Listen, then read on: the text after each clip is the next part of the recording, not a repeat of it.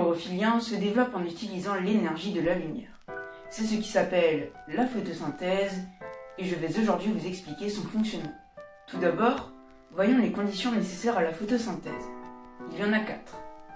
La première est la présence de dioxyde de carbone absorbé par les stomates. Ce sont des pores à la surface des feuilles laissant passer les gaz. Ensuite, la présence d'eau et de sels minéraux puisés par les racines et transportés jusqu'aux feuilles par la sève brute. Troisièmement, la présence d'énergie lumineuse sur le végétal. Et la dernière, la présence de chlorophylle. C'est au niveau de ces tissus verts dits chlorophylliens que se déroule la photosynthèse.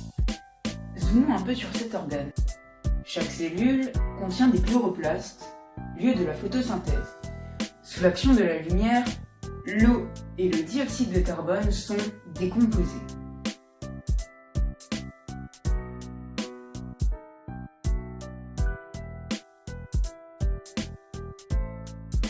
Il en résulte la production de glucides qui permettront à la plante de se développer en lui fournissant l'énergie dont elle a besoin.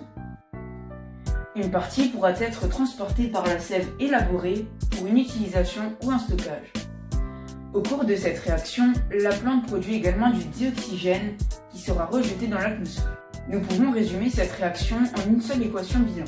Pour réaliser ce métabolisme, la plante absorbe 6 molécules de dioxyde de carbone par les stomates des feuilles ainsi que 6 molécules d'eau qu'elle capte par les racines.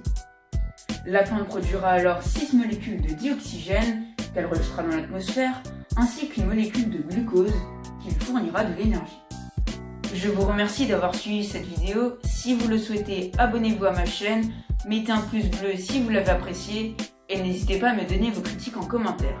En tout cas, prenez soin de vous et moi je vous dis à la prochaine. Salut!